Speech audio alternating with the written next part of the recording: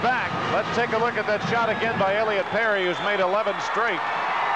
He has 37 points, 13 out of 16 from the floor. That's his second three-pointer, and it tied the game.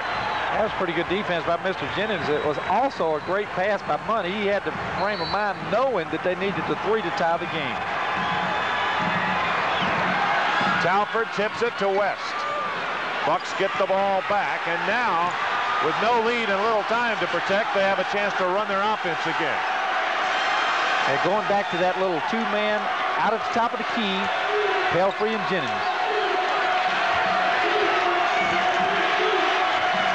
That's the fifth player that's been guarding. Well, now Elliott Perry switches back. They're switching on the picks to guard Jennings. Jennings got his own rebound. Puts it back out here to Talford. They'll reset something else. Did you catch that? That's with Munn in there. He got a rebound with Munn in the middle of the lane. And there's the steal by Smith, and it's stolen back by English. And credit Mr. Jennings again for keeping it alive. Give and go. Talford. Great defense, Memphis State. They're really taking away a lot of the things that they were able to do earlier. You're exactly right. The defensive intensity by Memphis State has been very, very good, especially in the second half. Hey, they got this crowd in here, 10,000, 11,000 people. That'll make you play defense a little harder.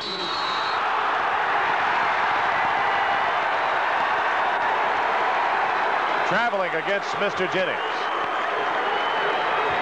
We're going to see right here. See if we can get a little push right there. A reach in with the left arm. Whew.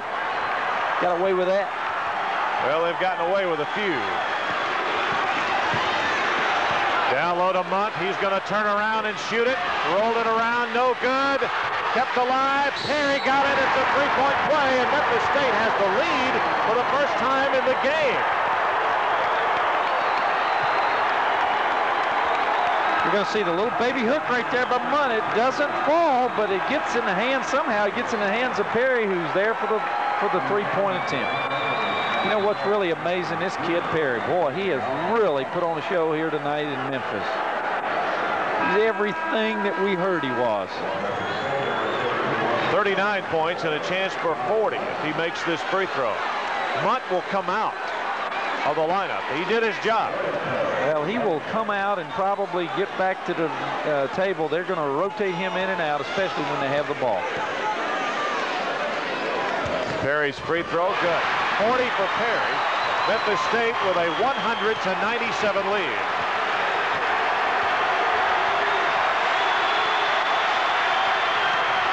East Tennessee doesn't need to panic and start firing up careless threes. Just need to be patient, and because they can answer. They've answered everything tonight, and everything they haven't. The only thing they have not answered is a free throw. Kind of hard to do that.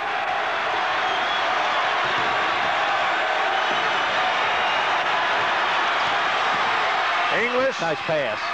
To Pelfrey. No call.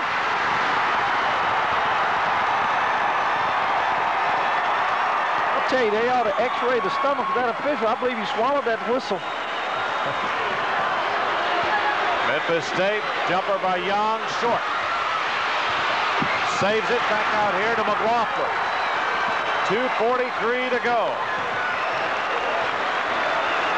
The defense of Memphis State has really picked up on this in this second half, but you can pick up defensive intensity when you know that you're going to get some no calls when you go after the ball. Perry against Major Gear. McLaughlin with it, the senior out front. Into the lane, Russell Young walk. No basket. Bucks get the ball back now. 2:20 to go. They're down 3.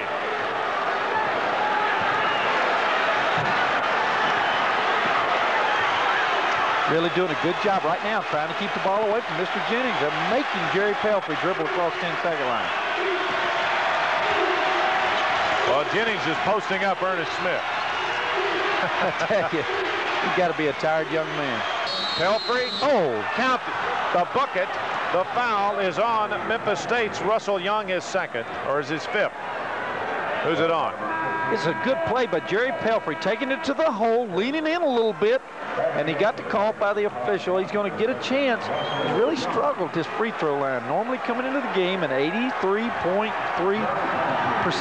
free throw shooter, and he's really struggled. Pelfrey, yes, a three-point play by Pelfrey ties the game. Let's see, did Munt come in? Yes, he's in the game.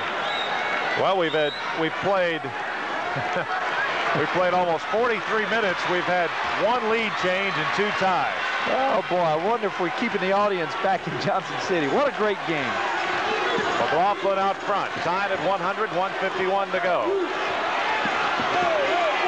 Calvin Talford really fought over a big, hard pick that time by Munt, the 7-footer. Both of them came out of that limping just a little. Perry working against English. Almost a steal. Perry goes to Munt. He double dribbles. A double dribble. The floor mistake gives it back to East Tennessee with 1:27 to go. Speaking of defense, they cut him off going to that little baby hook. You know, he's been baby hooking it to his right all night, and they took that away. Good defensive work by East Tennessee State. Drizel Silvers was in on that defensive exchange. He will sit down, and coming back in is Pelfrey. So Alan LaForce and Larry Finch playing a chess game over here, putting their big men in and out. Well, he's got to come out because there's no one out there that he could guard. Randy, he's not going to be able to guard anybody with the quickness of East Tennessee State.